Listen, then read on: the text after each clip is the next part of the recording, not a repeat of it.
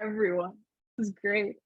Hey, Eric, I totally agree. We should have been recording the last 15 minutes because a lot of that was fire. And I want to say, welcome to necessity versus commodity. I do interviews and talk with people that I've met through the years just in my network, and people that are top of their game. They're an elite status to where you've been a DM setter, you help people become DM setters, that you're not a commodity, you are a necessity in the marketplace, and you've proven it with your work ethic, your results, how long you've been doing it. So it's amazing to have you aboard. And you and I were just kind of You're too kind. You're too kind. I'm not that cool, man. I mean it from the bottom of my heart, and everybody that I've interviewed are people that I cherish, and I've learned so much from just watching you or what you've been doing in the industry.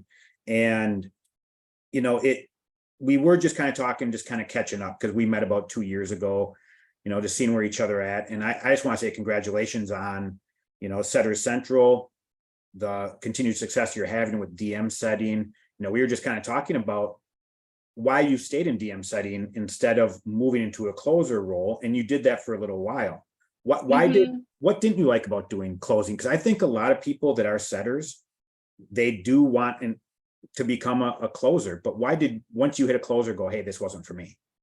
Yeah, I find there's two types of people, right? Like, you either just like DM setting and you want to do that like for the rest of your life, or you want to do closing, and so you start off as a setter and then you kind of climb the ladder of the online space and get to the closing position.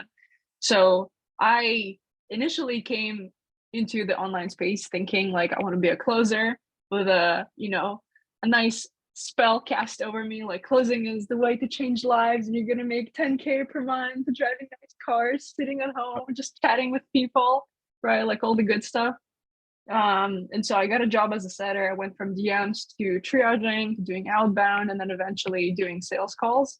Yep. And boy, oh boy, when I got to sales calls, it was not fun. It was not what I expected at all.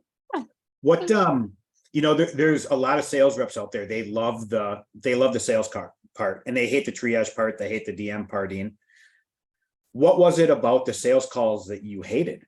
Because of a lot of people, I hear that a lot, of people that were setters, or when they first get into remote selling, the sales portion is not at all what they thought it was going to be, because they were sold marketing of, hey, you get to work 3 hours a day from a beach wherever you can make 10 to 20K a month, and you're guaranteed placement with jobs. It's just people that line up just to throw money at you. It's so easy. So the closing part, what didn't you like about it? That's hilarious. It's so funny that you mentioned that. I actually had someone message me the other day and was like, hey, do you think it's reasonable to work like 3 hours a day and make 15K appointment setting or closing? I was like, okay, no, pause. Like, you have no idea what you're getting yourself into. Correct. And I guess coming back to the original question, so I got into closing and I closed some deals, but the biggest part that I hated is objection handling. Because again, people say that closing is this amazing experience that you get to change people's lives, but that's not the job of a closer or a salesperson. Like, by definition, your job is to bring revenue into the company, and it doesn't matter how you do it. So on sales calls that I was on, I often found myself doing like brain surgery with people who don't want to change, don't have the means to change, but I know I have to get them over the line. Yeah. And so it was just very unpleasant experience for me, having to deal with people like years and years of trauma on top of like everything that I have to deal with. Like, it was just way too much. And so closing, like, a lot of the times, is trying to push a person across the line. They don't even want help, right? And so a lot of people are successful in doing that, but what ends up happening is like for me personally, I would always think that, like, will this person actually take the steps and do the program? If it took me like 2 hours to objection handle and get them across the line, do I really believe that after enrolling them in, they're going to do everything inside the program and be successful and be the next success story? Like, I can't do that. And not most, I mean, there's some people that you get on sales calls that are just like hot and ready to go, but those are minimal. Those are like 3% of all buyers. All the other ones you have to push across the line. But I don't know. like me thinking a step ahead and thinking, hey, is this person actually going to be successful? And the chances of them being successful are very low. Like I just didn't enjoy closing because that was what was eating at me every time I had to jump on sales calls. Well, I think your self-awareness there is amazing. Number one, I think a lot of people get in remote sales or sales professional in any general, and they're not self-aware of the situation. And I think they end up in a lot of positions that they don't like, and they're doing things that are out of alignment with them. I've been 100%. offered, I've been offered some positions like what you're talking about. I knew what they were going to be like going in, and I turned them down because of it wasn't going to be something that was going to make me feel good by the end of the day. And Mm-hmm. the last offer I was on, the owner was we were very picky on who we actually brought in to make sure Nice. that we were guaranteeing success. So if I was talking with someone and going, okay, your offer, because it was lead generation, and so it was where it was a done for you writing, branding, unique selling proposition, dominating market position, all the tech, running the ads, everything. So you just had to do the sales calls. So you didn't have to worry about Mm-hmm. that stuff. But there were some people whose offers, they weren't ready. Either they were Yeah. too new, they weren't sure what they wanted to do, or it was too generic. And me having a fitness background, it would pain me often because I would talk to a fitness professional and I'm like, you've got nothing special about you. It's not Mm-hmm. saying you don't do good work and you don't help people lose weight, but our system and the way it's going to do it, because a lot of sales reps, I don't think they understand like the cost per client acquisition, like when you're running ads.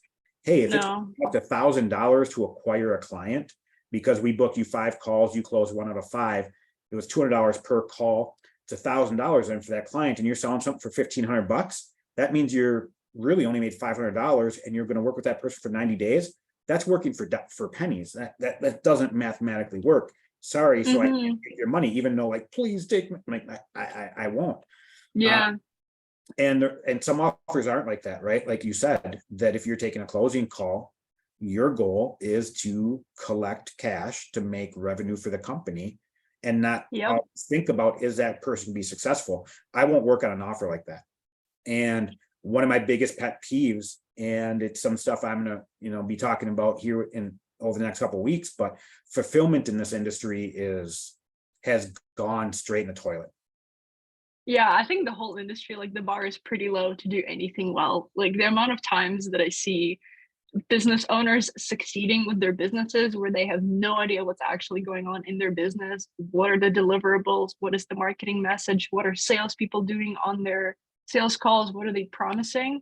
But Yeah. yet those business owners making a heck ton of money, like it's insane. It's crazy. But maybe Yeah. that's how most businesses are like. I don't know. I'm not a No, I don't know. and I just want to let you know, not all are, and especially anybody watching this, because I actually work with 2 really great individuals right now in their offers, and they know exactly what's going on. And I think that's very key. Mhm. You bring something unique up there too. I see a lot of people posting about, hey, this crap offer, that crap offer. Hey, this business owner didn't hire me because I won't show up to the daily 30-minute, you know, training call or sales huddle meeting or whatever. I would rather show up for a 30-minute sales huddle and know that the business owner has every piece of their business dialed in, they know what's going on, than not have that and just have people just scattered all over like chickens running everywhere, right? Because Yeah, if a person says they don't want to show up to a freaking like weekly meeting for 30 minutes, I'm sorry. Like you you're probably done. shouldn't even be working here. Like that's just insane. Agreed. Um, so you didn't like the closing piece because of No. the other part, like you said, of some of the people, they didn't want to help themselves, right? And I dealt Yeah. with a lot with fitness. People like, well, I've tried eating better, I've tried exercise, I'm just not losing weight. So there's a lot of Mhm. doubt in their mind. Like you said, Mhm. spending 30, 40 minutes overcoming that, you didn't find that enjoyable. So I get all that. A lot of people don't realize that happens a lot. Sometimes you have to really overcome people's fear and really, like you called it, brain surgery of, you have to change like their whole paradigm of the world and get them to cross 100%. that line. And some people Yeah. have the ability to do that. Some people love to do that. Other people despise it. So you didn't like it. Yeah. You were self-aware of that. You decide to go back to DM setting, which that's a skill set of its own. And sadly, DM setting, I think, is viewed so much as a commodity in the online space Yeah, it rather is. than a necessity the way it is. Because I get cold DMs every single day and they're freaking awful. Yeah. It's so bad. And so, why did you enjoy the DM setting, stay in that, and go back to that, and then decide to start putting out with Setter Central, teach people how to become better, and also kind of manage people through that role? Why did that become kind of the passion for you? Yeah, yeah. So after closing, I went back and I spoke with the founder of the company that I was working with at the time and said, "Yo, brother, I did not enjoy this experience. Like, what else can I do?" And they kind of decided that uh, because of some of the kind of natural leadership skills that I have, it was a really good place for me to manage and train other setters. And so that's kind of like what I ended up doing. And ended up managing a team of like 23 reps over a few Oh, years, and we collectively brought like 17 million in revenue, I think, over like 1 2 years or something. Yeah, not bad, pretty good numbers. And I was still in university doing that and managing people. It was a lot of work, but it taught me some really good lessons. And the reason why I came back is because I realized that, if no one goes back and helps setters, then they're just always going to be treated like, like janitors of the industry. Like yes, nobody, class citizen. like, yeah, it's like closers are always glorified as these like amazing gods of sales and all this stuff, but nobody ever talks about like triagers or cold callers or SDRs or DM setters. So I was like, okay, I got to do something about this, because if I won't, then no one will. And I know what it's like being in a position where literally surrounded by like 30 sales guys and nobody gives a fuck about sales. They all just talk closing and this and that. And so you feel really like left out of the conversation. Yeah. Um, and being a girl was always hard for me to speak up because sales game is just such a bro fest all the time. But I just knew I had to do something about it. So I came back, started managing the team, and I started to like notice a lot of the patterns of what makes good setter versus bad setter, and just like over time collecting the best practices and what makes the most sense. Um, eventually it evolved into having my own offer. And I think the reason why we decided to kind of concentrate more on having our own DM setting and DM coaching offer is because there's a tendency in the industry, especially right now, a few people really pushing DM setting and just setting is in general as the next hot thing. Like first it was closing and now Yeah. it's appointment setting, Yeah. but the expectations are not being communicated well enough. Like, for the love of God, if anyone tells you that you can make like 7, 10, 15K appointment setting, like I don't know anyone who did that ever. Like it's so rare, it's not realistic at all. It's like 1% of 1%ers. And Yeah. not only that, that people are also charging like, 5, 7K for coaching like that, where an average salary is $3,000 per month.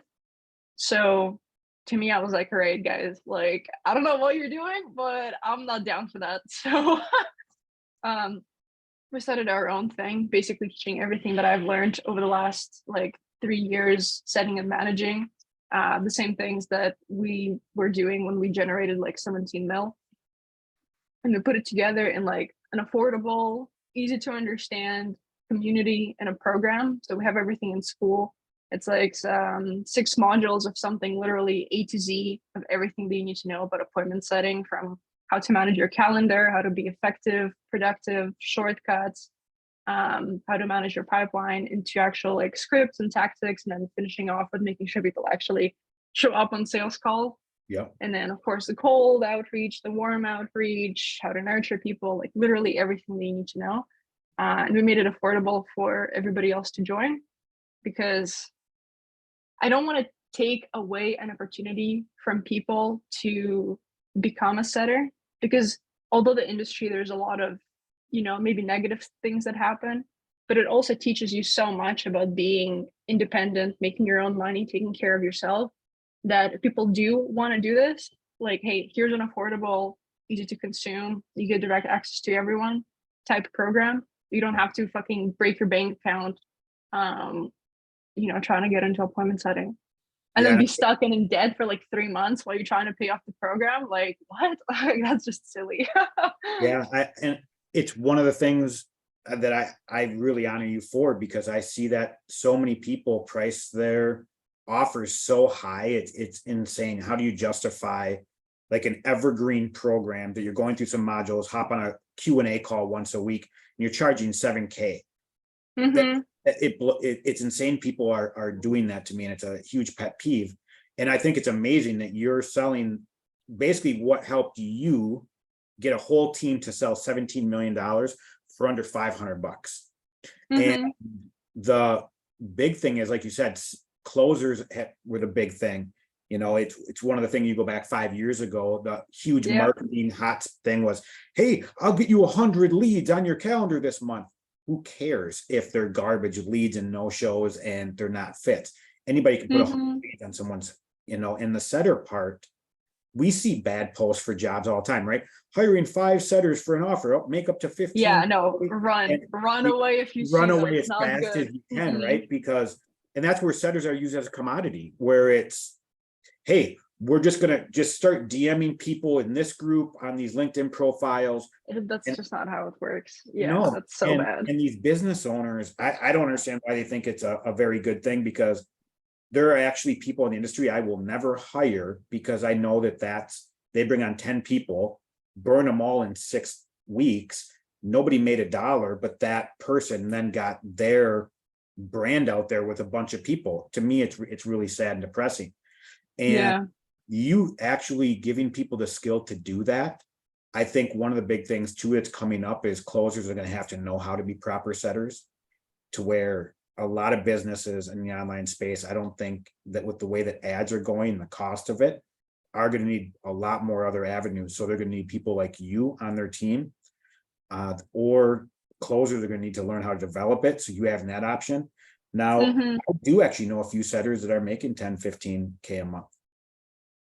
Nice. Are they DM setters or are they phone and triage and everything all together? Yeah, kind of everything. But I think there's going to be a unique thing that comes around the corner, is all of the people I know that are doing that, they're actually hired directly from the closer themselves. Hmm. Yeah, I don't know anyone. Like, I know maybe one person who is currently making 15K per month as an appointment setter, but he makes 70% of his money closing in DMs and not Okay. booking calls. Yep. And that's going to be something, that's why I think the setting is really important too, because I think quick sales letter links during DMs, I think is going to become very popular here again shortly. But Yep. I think, you find some of the closers and good offers that are making 20, 30, 40, 50K a month. They have setters they've hired and are paying a portion of that. And so Hmm. I, it can be done. And you find 2 closers like that, you do DM sitting for, you can be very, very good with it. And I think you going Yeah. through all the things you teach somebody, a lot of people, I don't think they understand what it actually takes to be a good setter. You brought up Hmm. how to handle your funnel, you handle your calendar, your time, those pieces. If we just look at handling your funnel, that can get overwhelming super, super fast. So give some points kind of around how to handle a funnel and why it's so important to really know that part of the Hmm. skill set. Yeah. Yeah, handling all of your leads is extremely challenging because if you're speaking to 100 people every single day, or you're sending 100 new conversations every single day, by the end of the week, that's 700. By the end of the month, that's like, what, 21, 2,400? Yep. Like, that's just a lot of people to keep track of. You just blew a lot of So, people's minds, by the way, with those numbers. Congratulations. I was trying to do math really Yeah, quickly over yeah. But a there. lot of people hear 100 conversations a day. They're like, what? Like I do 3, right? Like, and I get overwhelmed. So the fact that, but that's how you hit numbers like 17 million, right? And also Yeah. why you need to have the skill to do it. So go on. Sorry, I just wanted to. I think that's an important thing Oh, for that's people. good. So yeah, go ahead. It's good to understand. Yeah, for sure. So with managing your pipeline, it really comes down to like making it as simple for you as possible. Otherwise, you're not gonna do it. This is why most people don't do their like admin work or keep notes or stuff like that. It's because like that you don't have a system for making it easy and simple. So what I found works really well is having some sort of a CRM that integrates with the actual messenger. So that way you're not tracking things on like Google Sheets and slides or like your notes, because that's again like just looking at the numbers gets really overwhelming. That's what I used to Notes, do. Don't do that notes only get anymore. you so far. I'm always taking notes. You Exactly. have to have a system in place too. Yep. 100%. So there's a few CRMs on the market that I suggest, just from the top of my mind. Genius CRM, Chat Silo, Flow Chat. There's a few, but those are kind of like my top three. And what you want to do is just create like 5, 6 tags for where people are in the stages, and like just that's it. Like tag people as you go. And making it simple, right? So if you're keeping it to like 5 or 6 tags, right? So you go from a person who is like, being nurtured to about to get booked to had a call to like no show. That's really all you need, because then you know exactly how to approach each conversation based on where a person is in the process of getting booked, right? And then you can always filter based on those tags and then do like a massive follow-up, because again, you kind of know where people are in the process, and you can craft your message around the context instead of like just randomly sliding into the DMs, be like, hey, how's it going? What's up? Yep. Right. Yep. Like I find being very contextual and intentional and humanizing the entire process. Like you're not just copy pasting messages the entire day. You're actually The taking like worst. a minute of your time to just take a look through the conversation and through the profile, and then find that common thread that you can use to weave into that opening message, whether that's knowing the same people or seeing the person around on the internet for a while. Like you can use all of those things And you to your can advantage. shortcut some of that. And what I kind of Yeah. mean by that, like I'll get a DM, just had one yesterday. Hey Scott, I love all your content, blah, blah, blah, blah, blah, blah, blah. And then you could tell it was starting to go into the pitch. And I just responded back, what'd you love the most? Mm-hmm. And he's like, what? And I'm like, about my content. What'd you love the most? Oh, and then I haven't heard anything from him. It's been like 24 hours. Right? That's Because hilarious. That's so but funny. that person is throwing out that just general, I love your content, rather than, like you said, humanize it. Hey Scott, your post from 3 days ago where you talked about self-discipline or whatever it may Mm-hmm. be, your skill set to develop something, Yeah. Just throw that one in. thing. Yeah, just one. Now, the other thing with the DM setters, I always love it when you get the friend request, and then you on the notifications, hey, they like this post, and like 6 Oh posts, God. and then the DM directly to it. Again, it's these tactics that I can't believe so many companies use. It's That sad. anybody, that if anybody's been in any sort of business for any amount of time, they know like exactly that, like you have nothing you can offer me because your front end process is so garbage. I don't want to even hear what you might have to offer me. It's like really bad marketing, and Mm-hmm. it's really bad. So what you do is so extremely important to a business. And looking at a business, good offers, bad offers. We kind of joked about you can spot these really bad offer posts right off. Yeah. When you're looking for a good offer to be on, or you're going to place one of a setter that you've helped coach up Mm-hmm.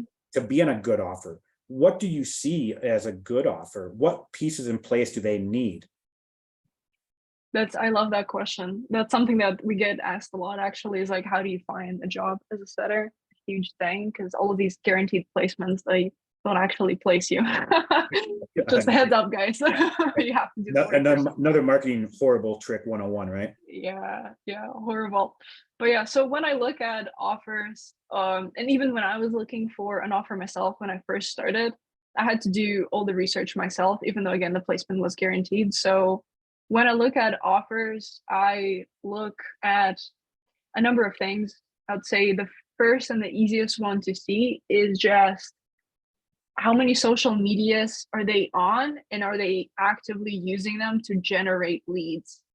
Because if you're jumping on an offer and there's no ads, there's no social media, there's nothing, right away in my mind I'm like, okay, well, how are you going to get who are you going to speak with?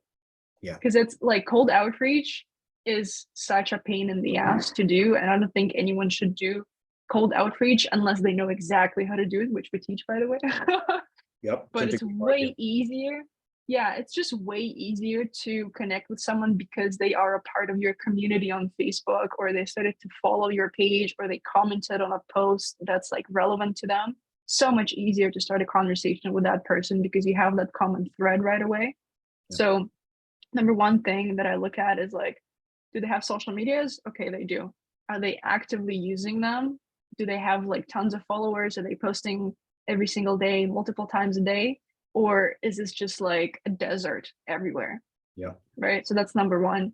Number two is I look at who works there. And before even trying to apply for a job, I find a person who is removed from the CEO. So, like a closer or another setter, or maybe someone from the marketing team, or maybe like the client success person. And I just message them and I try and build a relationship. It's like, hey, so and so, I noticed that you work in this company. Like, do you still work there, or what's kind of going on? And then be like, hey, yeah, what's up? I'm still there.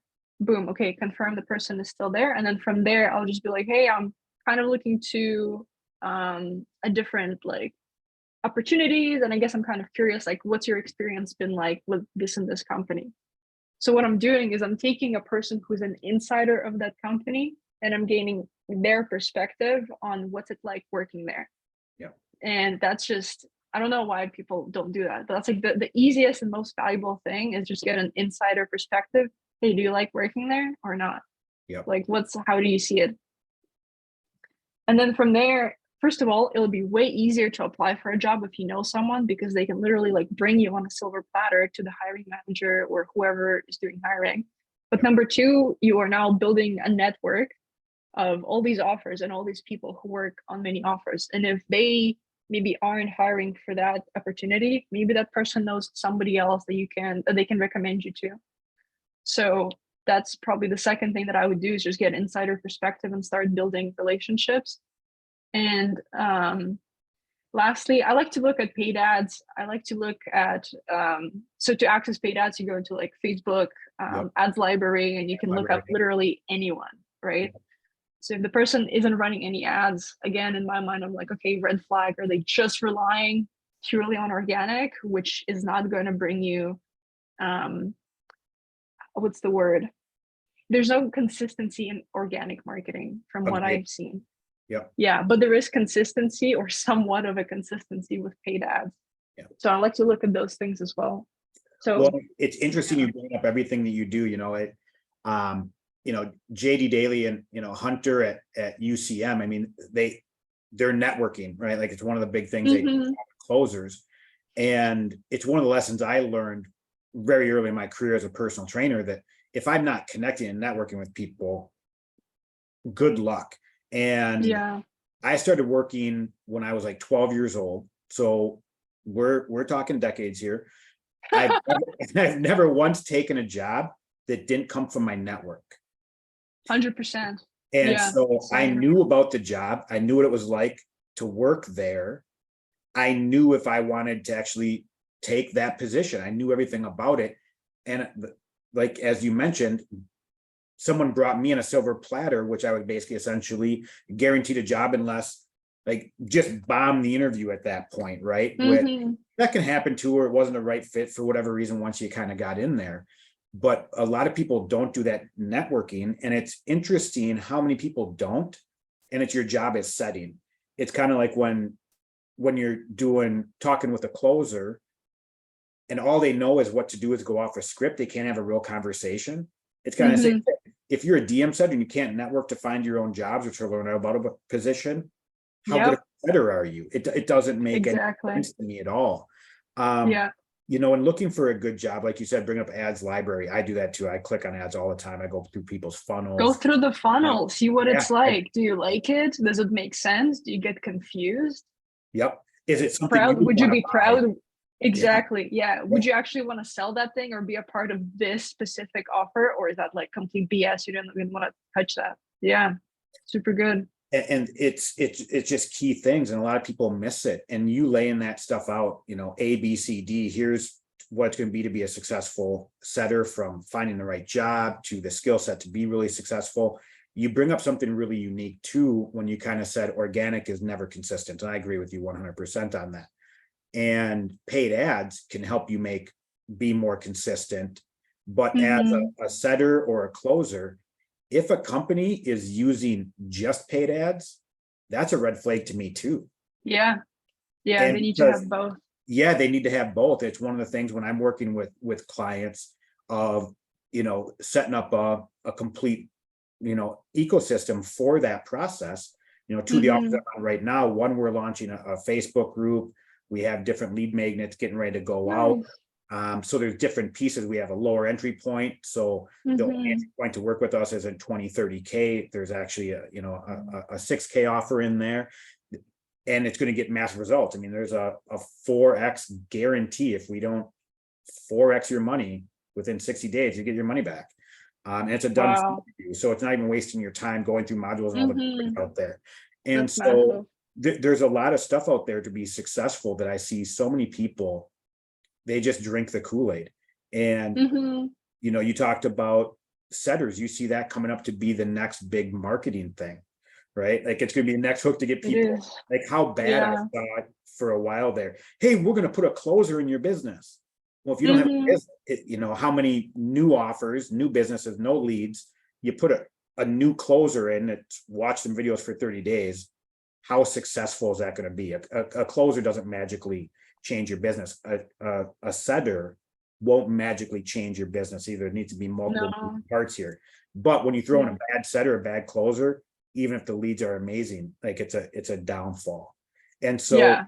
you managing setters, what was your biggest struggle you found managing people? Because managing people is really difficult, Yeah, it especially is. that size. So what were some of the challenges you really saw there? Yeah, I think the biggest challenge would be I find it with guy setters most often, like they just really want to be closers and they are rushing through the entire process. And so what ends up happening is people go for the volume of messages and volume of sets and completely ignore the quality of messages, Yeah. right? And if like the way I set it setting is I would never like my KPI was 100 conversations per day, but I knew if I could just book 3 to 5 people, then I'm good.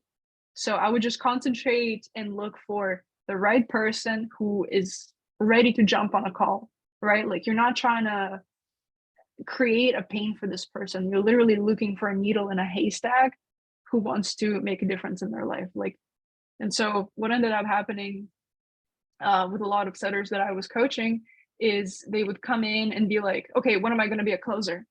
And it's like, bro, you joined the company yesterday. Like, hold on. Like, we haven't even onboarded you into a setting position. Like, Red pause. flag, red flag.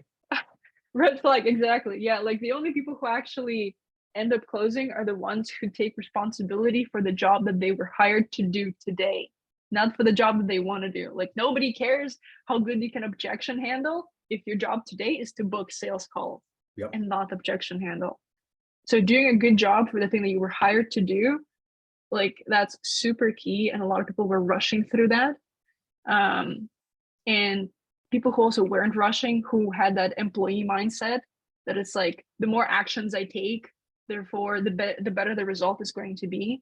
And Yep. like with human communication, there it's not like you're making coffee in a coffee shop or pouring drinks or like working with a thing. Like you're working with a human and there's so many variables that go into that, so you need to be present and take your time and not rush through like copy pasting messages. So I think those are probably like the biggest things that held people back from being successful faster.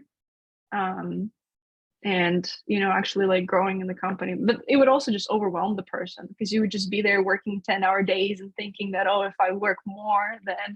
things are going to be better. And it's like, no, you gotta be smart and very intentional about the actions and the messages and how you communicate in order to book more calls and be successful and actually make sure those calls show up instead of just like blasting a Facebook group or whatever people were doing. I used to message back or comment in groups when people were obviously a DM setter, had no idea what they were doing. And I'm Yeah. at forum going, dude, you sent out at least 50 of these today. And I know you're not getting responses. Like, when do you wake up? And there's plenty of times like, does this still work in this day and age? Do people still fall for this? This is like the email about the prince, it's going to send you $10 million, right? Like, how are you getting any success with this? It blows my mind. And one thing you brought up there that I guess I want to touch base on, a lot of the male setters, they want to be a closer, Mhm. right?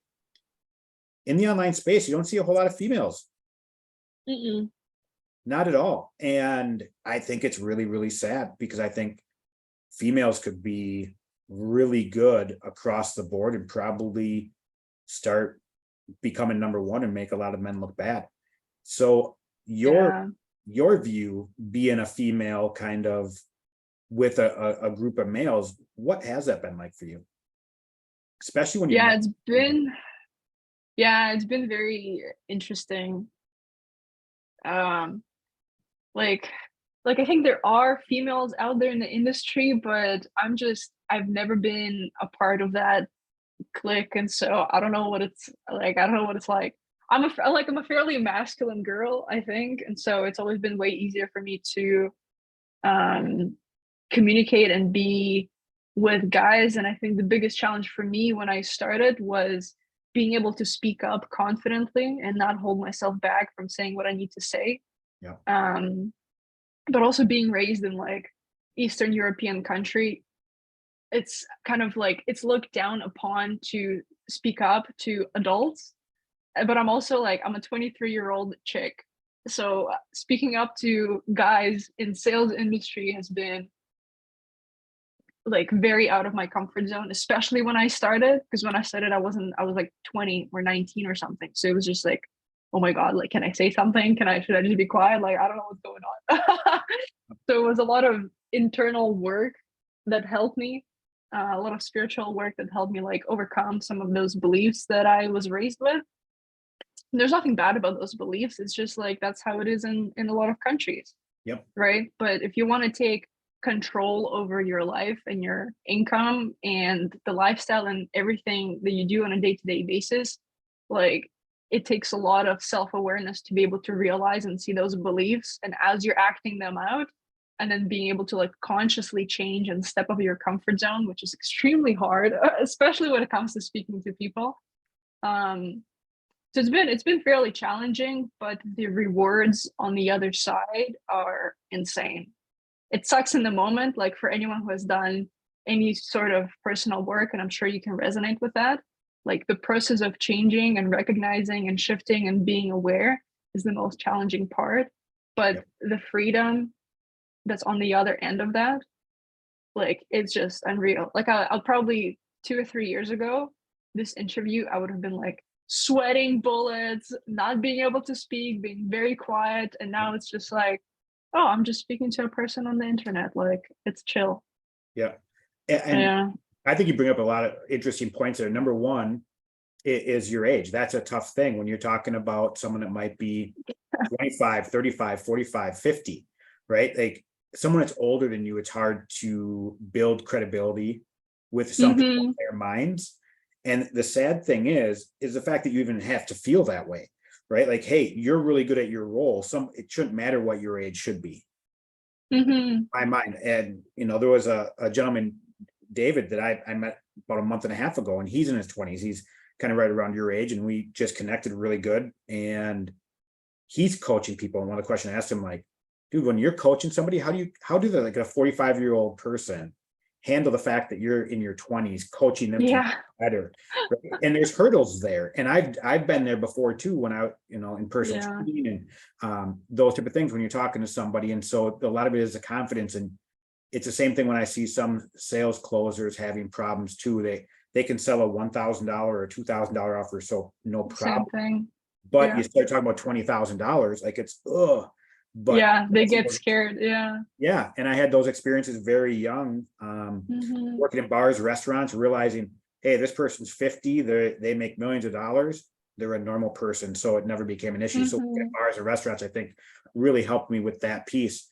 And then, over the last 2-3 years, you see a lot of the closers are males, and they're 22 to 26 years old. And there's a level of cockiness that comes with that I think you need Yeah. sometimes have as well. I think some of that will settle down, as things kind of just naturally even out. But that's a tough situation too. You have somebody that's a few years older, cocky, and a male, Hmm. and like, hey, you're just a setter. What do you know? Like that can be really tough situation. Yeah. It's awesome that you had to realize, hey, the self-reflection, this perception has nothing to do with me. That's all their problem in reality. Hmm. And Yeah. Yeah. I find interesting in sales, it's almost like everything that happens on the phone call or in DMs is a direct reflection of how you see yourself. So even if the closers that I worked with in the past, they weren't cocky or like, they weren't like macho guys or whatever the yeah, word is, nothing like that at all. But it's because I was thinking that, oh, I'm just a DM setter or I'm just this, I wouldn't speak up. And correct. so, and that would happen on sales calls and in DMs as well, especially when I was starting. I wouldn't ask for a call. I wouldn't like offer a call because I would think, oh, it's too early or they're not ready or this and that. And same with triages. Oh, I'm not going to ask a question or I'm not going to interrupt because people may take it a certain way. And it's like, oh, man, it's like such an internal game with yourself and how you perceive yourself and your own self-worth Yep. that I find a lot of people who may be more emotional or more sensitive to some of this stuff, it's going to be a very hard time for them being successful Yeah. in sales.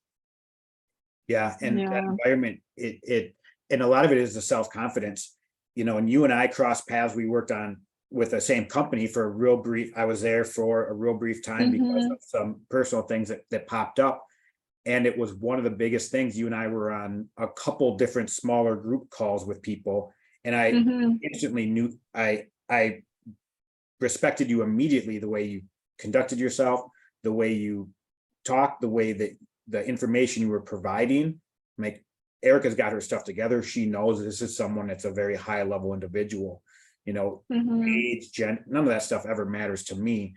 And so, okay, this is someone I need to pay attention to because of the way that you conducted yourself. And so obviously you had done a lot of the work already at that point. And I think that's the Yeah, biggest the one, work but never ends, right? it never does. It never does.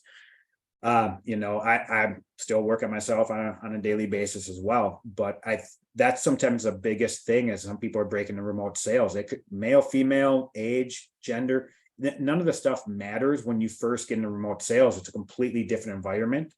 And a lot Mhm. of people feel so lost, so confused, so out of Yeah. that you can't even be yourself. Good luck Mhm. having success with a team or on DMs or on calls, right? Like, Yeah, you're off. 100%. I mean, it's really, really bad. So do you think it just took you time to really settle into that? I know you said you did some work, but do you think once you started actually having success, that actually built the confidence in you to really start speaking out as well? Because where does like your success really start building that confidence? Yeah.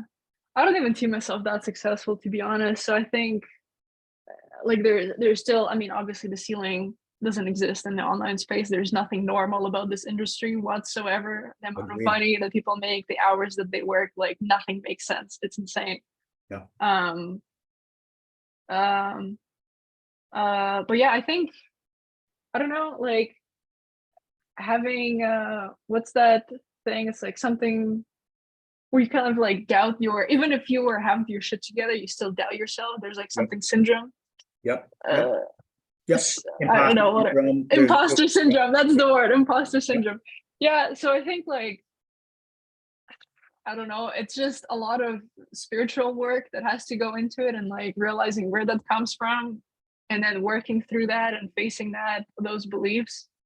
Um, I think it's just something again, it's kind of like you push yourself, you become aware of what's holding you back and you get to the point where you push yourself to the edge and you can feel in the moment like I have to speak up right now or I have to objection handle or I have to do this uncomfortable thing, Yep. and instead of turning and running the other way, you just have to say fuck it let's fuck around and find out. And that's probably the biggest thing that helped me, is like being aware of like, okay, I'm either gonna like do the thing that I'm extremely, extremely scared and uncomfortable doing, or it's just gonna be the same.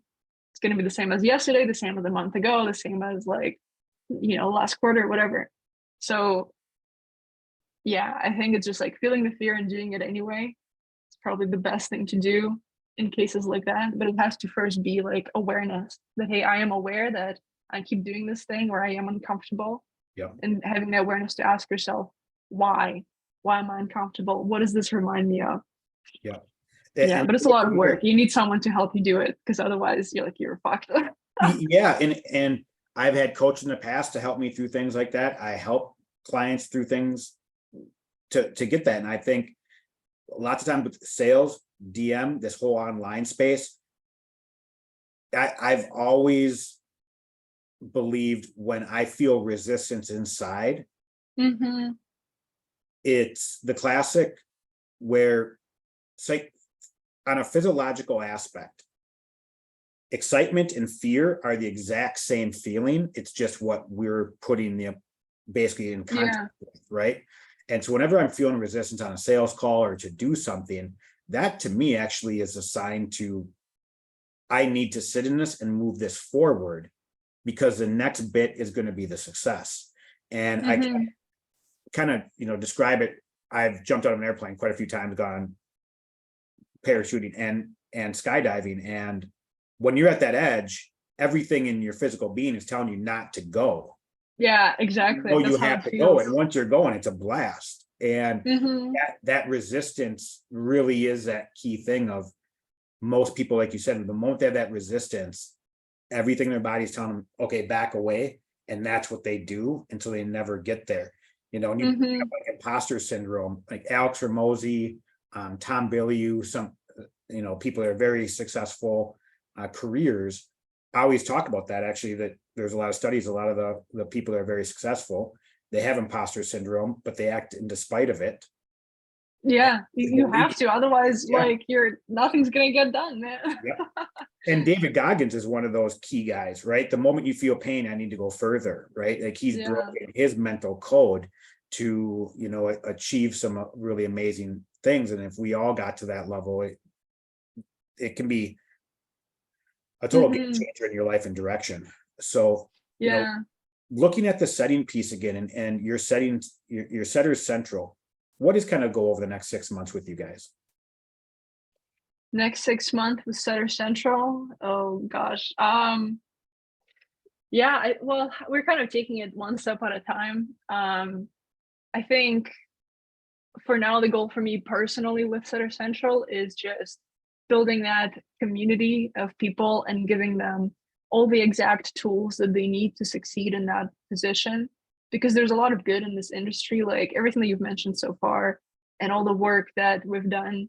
Like it wouldn't be possible if we weren't exposed to like high performers who lead the industry. Yeah. So providing that opportunity for people at a reasonable price, but also keeping like upgrading the course based on what people need is going to be key until we basically, I don't want to say perfected, but we get it to the point where literally everyone's questions are answered and it becomes extremely hard to not be successful. Like that's going to be the goal with Setter Central and the DM setting blueprint for me personally. It's kind of like a never ending iteration. Yeah. Like it's like, okay, we have the minimum viable offer. Like we have everything that people need to succeed. Now, what are like the little nitty gritty stuff that maybe I or someone else didn't think of that people are bringing up to us that we can also include in the offer? So for the next 6 months, that's what's going to happen. Beautiful. With, before, when we kind of were just catching up, kind of talking about, hey, why did we get into sales? What's kind of the goal? Mm-hmm. Yeah. What do you kind of see your goals over with the remote sales space? I mean, do you see yourself being here for the next 10 years? Do you see, hey, I'm done in 2 years? What kind of path do you see for yourself that you want? Yeah, it's funny that you bring it up because I've been noticing myself thinking, oh, if it doesn't work out, I can always go back and like get a real job. But there's always something stopping me from doing that.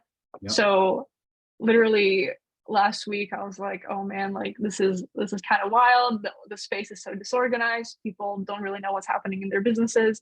And then I did the live event for Sitter Central, and I started getting sales for the DM setting blueprint. And I was like, you know what, like this is fine. I can't go back because there's people out there who need it. And then after getting enrolled, I started to get messages like, oh my God, this is the most amazing thing in the world. Like, thank you so much. We need more of this. I've tried so many other coaching programs for DM setting, and like none of them worked. And like, thank you for being here. And having just like receiving all these messages, I'm like, all right, well, I guess this is what I'm gonna do now. So I don't really have a clear goal for myself, but I think like impacting lives and giving people the tools that they need to succeed has always been driving me, whether I'm managing people or I'm appointment setting or whatever the case may be. So doing more of that in the container of DM setting Yeah. is probably what's the most exciting for me and what I'll concentrate for the next however long, 3, 4, 6 months. I don't know. No, and it's, you don't need sometimes not having a clear path can sometimes be the most enjoyable because it opens up so many possibilities. And talking earlier about not liking closing because of, hey, I thought I was going to be, changing people's lives. You're doing exactly that. You're changing people's lives. You're going to help give them the skill, help them be successful. You having the skill set as a DM setter, as a manager, it opens up so many doors. Who knows where that's going to lead? You might have an opportunity that comes knocking Exactly.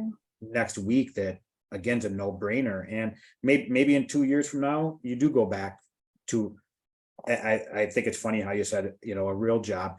It's interesting how people with the online space, the online space that some people is still not a real job. It's like you don't really It's do just, anything. yeah. It's crazy, but again, and you said it, like the amount of opportunity on the online space. So too, I mean, how many people are making $20,000-$30,000 a month? I mean, there aren't many careers out there in the real world with real job that you can do with. And so that's the not at all. fun thing, and the freedom that you have with it too, working remotely, depending on the office you're working with, who knows where it leads. It's kind of walking down the yellow brick road. You don't know where it's going to lead, and it's kind of exciting at sometimes.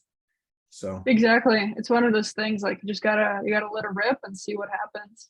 And who knows, like I got into sales from a low ticket offer. That was like kind of like the gateway drug, I guess. yeah. And if I can do something similar for other people, that would be great. Yeah. Well, Because if it's not DM setting, it could be copywriting, it could be media buying, it could be closing, it could be anything. Like there's just a never ending amount of opportunity, but you never know until you actually get in there and see what's out there. And a lot of people just don't understand or can't even comprehend of what actually goes into running an online business. yeah. And I think that's another really cool thing about DM setting, because it's kind of like an entry level job and you do work with a lot of startups. You see how the entire machine works. And if you do want to start your own offer down the line, well, fucking, you got into an offer and you saw how it works. Just replicate the same thing. It's really like that's what a lot of these businesses do. Yeah. So, You brought up a yeah. really point there too, like the opportunities that open up, like the amount of things that I know now from, I know Yeah. like an Amazon offer, real estate. I know the best people in the world to go if I want to invest in real Yeah. estate or in trading or whatever. There's so many opportunities there. But I've also learned Exactly. more about opening a business. Obviously I had my own brick and mortar, had my own online business, done sales for people, like you learn so much and going, wow, that works. And that's why that fails. That's why. And you start seeing all these pieces, right? And it's why, you kind of asked me, hey, Scott, so why did you just invest into like the objection box or undeniable closer? Because number one, those are people that have served me well in this industry. And I support friends like that 100%, but you can always learn different nuggets and what's successful, what's not. But it opens up so many doors to where who knows where it's going to lead. I might find my next business partner through that. Yeah. You don't know 100%. where it's going to lead. And there are some aspects, like you kind of brought up, it's the wild, wild west and people are just running all over and it's crazy. But then there's so much amazing success and strategy And sales is an important part. I think every skill this people should know. Any business, sales Yeah. feeds the entire business. If there's no Right. sales, there's no money. Like, Yep. yeah. Yep. And setting your own appointments, having that ability to generate a sale is so key. The marketing, you brought up copywriting. I was thinking about, hey, 2024 might be the year I dive into becoming a better copywriter, because writing is not one of my strongest suits. Oh, thank God for ChatGPT. Well, and it's funny, I use it for some things, but it's not for content. It's not for stuff like that, but it's, and I see how many people are out there putting ChatGPT content out there. It's so cringy. There's no soul. Yeah. You can see it a mile away. In some areas that's okay. In some things that's completely fine. But a lot of the stuff I see people doing, I'm like, oh my gosh. And in 6 months, that stuff is going to stick out like a sore thumb. Those people are for sure crash and burn big time. So people who just copy paste from ChatGPT without doing, or at least reading and editing, like, you're making yourself a huge disservice there. Yep. For sure. No. I've seen quite a few people do it, and it blows my mind. But so like the copywriting piece and understanding that, and that helps to be a better salesperson, helps to be a better business person, a better manager. All of these are key pieces just to becoming a better leader for your daily life. Yeah, all these skills and getting it. exposed. Yep. So, and guess what? Those can be transferred to the real job in real world, right? Oh yeah, I bet, like, just working online shrinks so many hours and so much time than working in like a big corporation or a medium-sized business. Yep. Like, what I got to do in 2-3 years doing here would take me 10 years in another company. And I can take all of this, and if I want to go get a job at a corporation or coach corporations, it'll be very easy to pitch myself and be like, hey, this is what I've done at the age of like 20 something. Agreed. What about you guys? Like, yeah, and you learn more, and more than you would in a university on top of it, right? So, oh God, yeah, don't even get me started. Right, you've learned and achieved more than what you could, like you said, if you would have graduated, got a job, and looking at when you're 35, you've spent that into a 10-year time, 10 years earlier, and that's game changing in itself. So, yeah. But Erika, I'm glad to have you on today. Me too. This was a lot of fun. Hopefully others will find it valuable as well. Oh, well, hey, I hope so. It's one of the things of, and promoting you. And so when I launch this episode, which will be on Monday, I'm going to put a link. So people, if they want to go to Setter Central and start that, gosh, it'd be awesome if I find out that a couple people joined you guys, or, 10, but also just getting who you're out, who you are and what you've done in the industry out there as well, because setters, again, I think are so viewed poorly, and you've changed businesses. I mean, $17 million. And if I was you, I would have that like tattooed on my forehead, type of deal. You should wear get it done. You should wear that as a badge, because that's something where a lot of people can't say that they've ever done, and there'd be a lot of people in this industry that are in it for 10 years and never hit that number. So that's definitely something you should, really. It was communal effort. I can't take all the credit. I know, but you're a part of it. Marketing plays a huge role. Yep.